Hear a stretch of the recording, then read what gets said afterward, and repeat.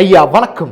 വേണമെങ്കിലേ എല്ലാവർക്കും തരാം. എല്ലാവർക്കും നടയടി തന്നിട്ട് മാത്രമേ ജൂൺ 4 നമ്മൾ പോകൂ എന്നുള്ള കാര്യം ഇവിടെ വിനീത പുരസ്സരം ഞാൻ നിങ്ങളെ അറിയിക്കുകയാണ്. കാരണം ഇപ്പോൾ വന്നിരിക്കുന്നത് എക്സിറ്റ് പോൾ മാത്രമാണ്. ഇപ്പം തന്നെ ഇങ്ങനെ കരയല്ലേ, കരഞ്ഞ് കരമനയാറ് നിറഞ്ഞു. ഇനി കരഞ്ഞു കഴിഞ്ഞാൽ ഇവിടെ പ്രളയം സംഭവിക്കും. അതുകൊണ്ട് നിർത്തി കരയൂ, നീട്ടി കരയൂ എന്ന് മാത്രമേ നമുക്ക് പറയാനുള്ളൂ. ഞാൻ പറഞ്ഞു വരുന്നത് റിപ്പോർട്ടർ ചാനലിലെ അഥവാ മരം മുറി ചാനലിലെ മാപ്രകളെ കുറിച്ചാണ്. ആ ലംബന ഒരു അശരീരിയല്ലേ ആ കേട്ടത്? അതെ, ഒരു അശരീരി തന്നെയാണ് ആ കേട്ടത്. ഇതിനകം തന്നെ അടുത്ത സർക്കാർ രൂപീകരിക്കുന്നതിന് വേണ്ടിയുള്ള പ്രാഥമിക ചർച്ച ഇന്ത്യ ബ്ലോക്ക് തുടങ്ങിക്കഴിഞ്ഞിരിക്കുന്നു എന്നുള്ളതാണ്. സീതാറാം യെച്ചൂരി കഴിഞ്ഞ ദിവസം സോണിയാഗാന്ധിയെ കണ്ടിരുന്നു എന്നാണ് ഞാൻ മനസ്സിലാക്കുന്നത്. JDU നേതാവ് നിതീഷ് കുമാർ പോയതിനു ശേഷം അവിടെ ഇത്തരം കാര്യങ്ങൾ സംബന്ധിച്ച് ഒരു എല്ലാ പാർട്ടികളുമായിട്ട് സംസാരിക്കാൻ കഴിയുന്ന കേപ്പബിൾ ആയിട്ടുള്ള ഒരു നേതാവ് എന്ന് പറയുന്നത് സീതാറാം യെച്ചൂരിയാണ്. സീതാറാം യെച്ചൂരി സോണിയാഗാന്ധിയെ കണ്ടു എന്ന് വെച്ചാൽ കേരളത്തിലെ ഇലക്ഷൻ കഴിഞ്ഞ ഘട്ടത്തിൽ തന്നെ സീതാറാം യെച്ചൂരിയും സോണിയാഗാന്ധി തമ്മിലുള്ള കൂടിക്കാഴ്ച നടന്നിട്ടുണ്ട്. നമുക്കറിയില്ല ഇന്ത്യ ബ്ലോക്കിന് ഒരു കേവല ഭൂരിപക്ഷം നേടാനുള്ള സാധ്യതയൊക്കെ ഉണ്ടോ എന്നുള്ളത്. BJP കേവല ഭൂരിപക്ഷം നേടാനുള്ള സാധ്യത ഇല്ല എന്നാണ് പറയുന്നത്. നോക്കൂ, ഇന്ന് മാർക്കറ്റിൽ വലിയ ഇടിവുണ്ടായിട്ടുണ്ട് കേട്ടോ. 1.5% ആണ് നിഫ്റ്റിയിലും മറ്റുമൊക്കെ തന്നെയും തകർച്ച ഉണ്ടായിരിക്കുന്നത്. അപ്പോൾ ഈ തകർച്ച എന്തുകൊണ്ടാണ്? BJPക്ക് നേരത്തെ കിട്ടുമെന്ന് കരുതിയിരുന്ന അത്ര സീറ്റുകൾ കിട്ടുന്നില്ല എന്നതാണ്. സത്താ ബസാറിൽ വളരെ കൃത്യമായ രീതിയിൽ കേവല ഭൂരിപക്ഷത്തിന് താഴേക്ക് പോകുന്നു എന്നുള്ള സൂചനകൾ ലഭിച്ചു. അടുത്ത ഘട്ടം എന്ന് പറഞ്ഞതുപോലെ ഇങ്ങനെ ചിരിക്കല്ലേ, പിന്നീട് ചിരി നിർത്താൻ പറ്റൂല എന്ന് പറയുന്നത് പോലെയാണ് ഇത് ആദ്യത്തെ മാപ്രയാണ്. ഇതിൻ്റെ പേരാണ് നികേഷ് കുമാർ എന്ന് പറയുന്ന മാപ്ര. അന്ധമായ മോദി വിരോധം കാരണം കിളി പോയിട്ടില്ല, കിളി പോയ ഉടനെ ആ സൈഡിൽ ഇരിപ്പുണ്ട്, അതിലേക്ക് ഞാൻ വരാം. അന്ധമായ മോദി വിരോധം കാരണം എന്നും ഞാൻ വിശ്വസിക്കുന്നില്ല. കാരണം CPMന്റെ മൂട്ടി താങ്ങുന്ന ഒരു മാധ്യമ പ്രവർത്തകനാണ്. അതുകൊണ്ട് CPMന് വേണ്ടി എന്തെങ്കിലുമൊക്കെ പറയണ്ടേ. ചിഹ്നം മരപ്പെട്ടിയായി പോകാതിരിക്കാൻ നമ്മൾ ഇതിനെ ശ്രദ്ധിക്കണമല്ലോ. അതുകൊണ്ട് ഗോവിന്ദ മാഷ് പ്രത്യേകം പറഞ്ഞു വിട്ടേക്കുകയാണ്, ഇതൊക്കെ ശ്രദ്ധിക്കണ്ടേ അംബാനെന്ന്. അതുകൊണ്ട് ശ്രദ്ധിക്കാൻ വേണ്ടിയിട്ടാണ് CPMന് വേണ്ടി ഇങ്ങനെ കിടന്ന് പച്ചയായിട്ടുള്ള യാഥാർത്ഥ്യം മുന്നിലുണ്ടെങ്കിലും അദ്ദേഹം പരിണിതപ്രജ്ഞനായിട്ടുള്ള ഒരു മാധ്യമ പ്രവർത്തകനാണ്. പക്ഷേ അദ്ദേഹത്തിൻ്റെ ഒരു ആംഗിളിൽ നിന്ന് നോക്കുമ്പോൾ അദ്ദേഹത്തിന് കൃത്യമായിട്ട് കാര്യങ്ങൾ വ്യക്തമാകുമായിരിക്കും. പക്ഷേ എന്ത് ചെയ്യാം, CPMന്റെ അടിമയായി പോയില്ലേ. അതുകൊണ്ട് ഇങ്ങനെയൊക്കെ തനിക്ക് പറയാൻ പറ്റൂ എന്നുള്ളത് കൊണ്ടാണ് നികേഷ് കുമാർ അങ്ങനെയൊക്കെ പറയുന്നത് എന്നാണ് വ്യക്തിപരമായിട്ട് എനിക്ക് വിശ്വസിക്കാൻ താല്പര്യം. കാരണം അടുത്തറിയുമ്പോൾ പല വിഗ്രഹങ്ങളും വീണുടഞ്ഞു പോകും എന്നാണല്ലോ ആർട്ടിസ്റ്റ് ബേബി ചായം പറഞ്ഞിരിക്കുന്നത്. അതുകൊണ്ട് കൂടുതൽ അങ്ങോട്ട് അടുത്തറിയാൻ നികേഷ് സാറിനെ എനിക്ക് താല്പര്യമില്ല. അതുകൊണ്ട് നികേഷ് സാറിൻ്റെ കേസ് നമ്മൾ ജൂൺ 4 മാറ്റി വെച്ചിരിക്കുന്നു. പിന്നെ വേറൊരു മാധ്യമ പ്രവർത്തകനുണ്ട്, തലയിൽ മുടിയില്ലാത്തൊരു മാധ്യമ പ്രവർത്തകൻ. നമ്മൾ അദ്ദേഹത്തെ അരുൺ കുമാർ എന്ന് വിളിക്കും. പക്ഷേ അദ്ദേഹം തന്നെ അദ്ദേഹത്തെ ഡോക്ടർ ബിമൽ കുമാർ എന്നാണ് വിളിക്കുന്നത്.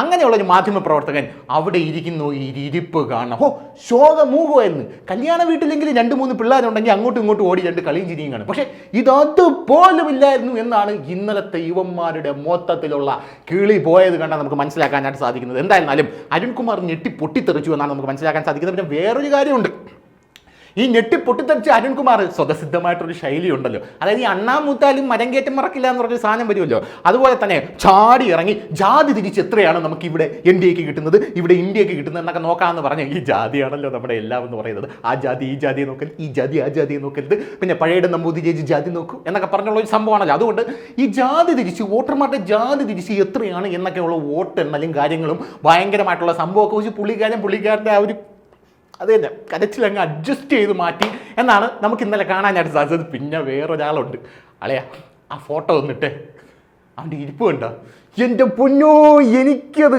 കണ്ടാ മതി എന്ന് നമ്മുടെ കരിക്കിലെ ലോലം പറയുന്നത് പോലെയാണ്. മരണ വീട്ടിൽ പോലും ഒരാൾ ഇങ്ങനെ ഇരിക്കുമോ എന്ന് നമുക്കറിയാനായിട്ട് സാധിക്കില്ല. ഇതാണ് നമ്മുടെ ഉണ്ണി ബാലേഷ് അണ്ണൻ. ഈ ഉണ്ണി ബാലേഷ് അണ്ണൻ കേരളത്തിലെ പരിണിത പ്രജ്ഞനായിട്ടുള്ള ജേർണലിസ്റ്റ് ആണെന്നാണ് പറയുന്നത്. അണ്ണൻ്റെ പല വിലയിരുത്തലുകളും കാണണം. വിലയിരുത്തലുകളാണ് അണ്ണൻ നടത്തുന്നത് എന്ന് ഇതോടുകൂടി എല്ലാവർക്കും മനസ്സിലായി. എക്സിറ്റ് പോളുകൾ കഴിഞ്ഞ ദിവസം വന്നപ്പോൾ അണ്ണൻ്റെ കിളിക്കൂടും തത്തിപ്പോയി എന്നുള്ളതാണ് നമുക്ക് സന്തോഷം തരുന്ന ഒരു കാര്യം എന്ന് പറയുന്നത്. എക്സിറ്റ് പോളേ ആയിട്ടുള്ളൂ, പ്ലീസ് ഡോണ്ട് മിസ്അണ്ടർസ്റ്റാൻഡ് മീ. ഇനി വരുന്നുണ്ട്, ജൂൺ 4 വരുന്നുണ്ട്. അന്ന് 400 സീറ്റ് കിടക്കുമോ 350 കിടക്കുമോ, കിടന്നാലും കിടന്നില്ലെങ്കിലും നമ്മളൊക്കെ ഹാപ്പിയാണ്. കാരണം നിങ്ങളൊക്കെ എവിടെയെങ്കിലും ഒന്ന് ജയിച്ച് കാണണം എന്നുള്ളൊരു മനസ്സ് എനിക്കുണ്ട്.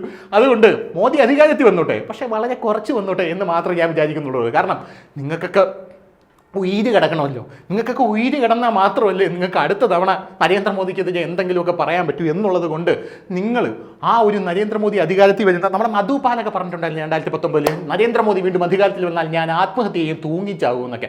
പക്ഷേ ഇപ്പോഴും പയറുപോലെ അങ്ങോട്ടും ഇങ്ങോട്ടും നടക്കുന്നുണ്ട്, അത് വേറെ കാര്യമാണ്.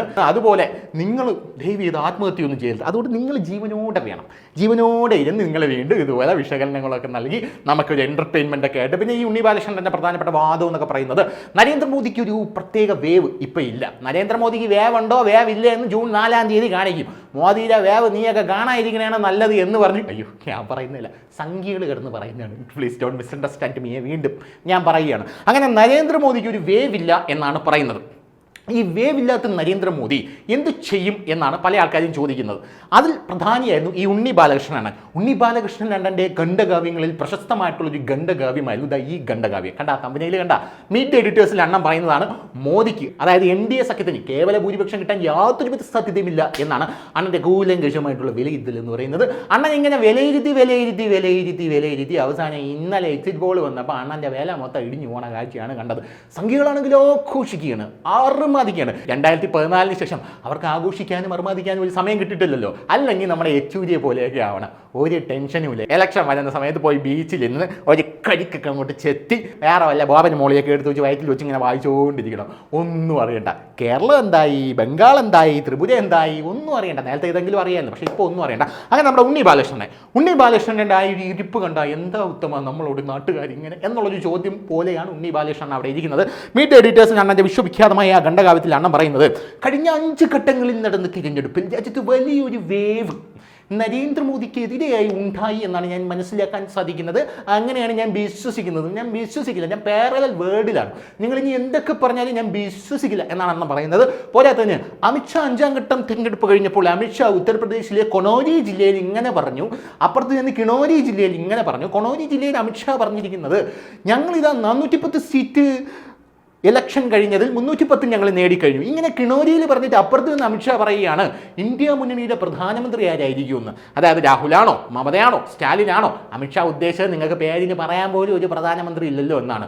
അത് ഉണ്ണി ബാലകൃഷ്ണൻ വിലയിരുത്തിയത്. ഇപ്പുറത്ത് അമിത്ഷാ അങ്ങനെ പറയുന്നു, അപ്പുറത്ത് അമിത്ഷാ അങ്ങനെ പറയുന്നു. 310 സീറ്റ് കിട്ടിയ ഒരാൾ അപ്പുറത്ത് നിന്ന് ഇന്ത്യ മുന്നണിയുടെ പ്രധാനമന്ത്രി അന്വേഷിക്കേണ്ട കാര്യം എന്താണ്? അതിൽ നിന്ന് തന്നെ വ്യക്തമല്ലേ എന്താണ്?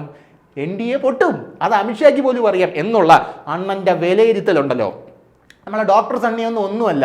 ലോകത്തിലെ മണ്ടത്തനങ്ങളിൽ 3 പ്രബന്ധങ്ങളിൽ 4 എണ്ണവും അണ്ണൻ്റെ ആണെന്ന് പറയുന്നത് പോലെയാണ് ഉണ്ണികൃഷ്ണൻ്റെ പ്രധാനപ്പെട്ട കാര്യം എന്ന് പറയുന്നത്. അങ്ങനെ മൊത്തത്തിൽ തേഞ്ഞ് പണ്ടാരം മടങ്ങിയിരിക്കുന്ന ഒരു കാഴ്ച, സുഖലോലുപമായിട്ടുള്ളൊരു കാഴ്ച. ഇപ്പോഴും രോമാഞ്ചം, അതായത് രോമം താഴ്ന്നിട്ടില്ല, പട്ടങ്ങ് മോനെ എന്ന് പറഞ്ഞ് താഴ്ത്തേണ്ട ഗതികേടാണ് റിപ്പോർട്ടർ ചാനൽ കണ്ട മുഴുവൻ ആൾക്കാർക്കും ഉള്ളത്. പിന്നെ ആ ഗ്രാഫിക്സ് ഒക്കെ കാണുന്നത് നല്ല വലിയൊരു മേശ, മരം മുറിച്ചാണല്ലോ ഈ മേശ ഉണ്ടാക്കുന്നത്, നല്ല അസല് താടി. അങ്ങനെ ഒരു മേശയൊക്കെ എടുത്തിട്ട് അവിടെ ഇങ്ങനെ ആടിപൊളിയായിട്ട് ആടിച്ച് പൊളിച്ചിരുന്നായിരുന്നു. വിഷമമായിരുന്നെങ്കിലും അങ്ങനെയൊക്കെ ഇരുന്നാലും നല്ല സെറ്റപ്പൊക്കെ ചെയ്ത് കൊടുക്കും നമ്മുടെ ആൻ്റണിയാണ്. അങ്ങനെയൊക്കെ ഇരുന്നിട്ടാണ് ഇവരിങ്ങനെ കാര്യങ്ങളൊക്കെ ഇങ്ങനെ വിശകലനം ചെയ്ത് മുന്നോട്ട് പോകുന്നത് എന്നുള്ളതാണ് വേറൊരു കാര്യം. പിന്നെ ഈ എക്സിറ്റ് പോൾ വരുന്നതിന് മുമ്പ് ഒരു കുത്തിത്തിരിപ്പുണ്ടാക്കാൻ നമ്മുടെ അരുൺകുമാർ അണ്ണൻ ഡോക്ടർ ബിമൽ കുമാർ ശ്രമിച്ചായിരുന്നു. അതെന്ന് പറഞ്ഞാൽ വേറൊന്നുമല്ല, ഡോക്ടർ ബിമൽ കുമാർ പറഞ്ഞത്, എനിക്ക് വിശ്വാസമുള്ള സർവേ എന്ന് പറയുന്നത് ഇന്ത്യ ടുഡേ ആക്സിസ് സർവേയാണ്. സർവേയുടെ ഫലം വന്നപ്പോൾ ദാണ്ട് കിടക്കണം, ഇന്ത്യക്ക് 401 സീറ്റ് ബുംബെന്ന് പറഞ്ഞായിപ്പോയി. ടുഡേസ് ചാണക്യ എന്ന് പറഞ്ഞൊരു സാധനമുണ്ട്. ഈ ടുഡേസ് ചാണക്യയുടെ എക്സിറ്റ് പോൾ പ്രകാരം ഇന്ത്യ മുന്നണിക്ക് കിട്ടാൻ പോകുന്നത് ഏകദേശം 415 സീറ്റാണ്. ഏറ്റവും കൂടിപ്പോയ, കുറഞ്ഞു പോയാൽ 385 സീറ്റ്. ഈ ടുഡേസ് ചാണക്യയാണ് കഴിഞ്ഞ തവണയൊക്കെ നരേന്ദ്രമോദിയുടെ വിജയം കുറച്ചുകൂടെ ഭംഗിയായിട്ട് പ്രവചിച്ചത്. അതിലൊന്നും എനിക്ക് വിശ്വാസമില്ല, അതൊക്കെ സംഖ്യ. ഇനി അടുത്ത തവണയാകുമ്പോൾ അരുൺകുമാർ അണ്ണൻ പറയും ഇന്ത്യ ടുഡേ പോലും എനിക്ക് വിശ്വാസമില്ല, NDTV ആണ് എനിക്ക് വിശ്വാസമെന്ന്. NDTV ദാണ്ട കിടക്കണം ഉപ്പും മുളകും എന്ന് പറഞ്ഞ പോലെയാണ് 315, 316, 350 വരെയൊക്കെയാണ് പ്രവചിച്ച് വെച്ചിരിക്കുന്നത് എന്നുള്ളത് വേറൊരു കാര്യം. അപ്പോൾ പിന്നെ പറഞ്ഞു വന്നത് വേറൊന്നുമല്ല, ഇത് വെറും ട്രെയിലർ മാത്രമാണ്. നിങ്ങളിത് കണ്ടുകൊണ്ട് വിഷമിക്കരുത്. നിങ്ങൾ ആത്മവീര്യം ചോരാതെ ഇങ്ങനെ പിടിച്ചു വെച്ചുകൊണ്ടിരിക്കണം. ജൂൺ 4 മൊത്തത്തിൽ ചോർത്തി കളയാന്നുള്ളതാണ് ഈ ആത്മവീര്യം എന്ന് പറയുന്നത്. അതുകൊണ്ട് തളരരുത് മഹാരാജ, തളരരുത് എന്ന് മാത്രമേ പറയാനുള്ളൂ. അപ്പോൾ ശരി, നടക്കട്ടെ. കൂടുതൽ വാർത്തകളും വിശേഷങ്ങളും നിങ്ങളിലേക്ക് എത്താൻ ABC മലയാളം സബ്സ്ക്രൈബ് ചെയ്യുക, ബെൽ ബട്ടണും അമർത്തുക.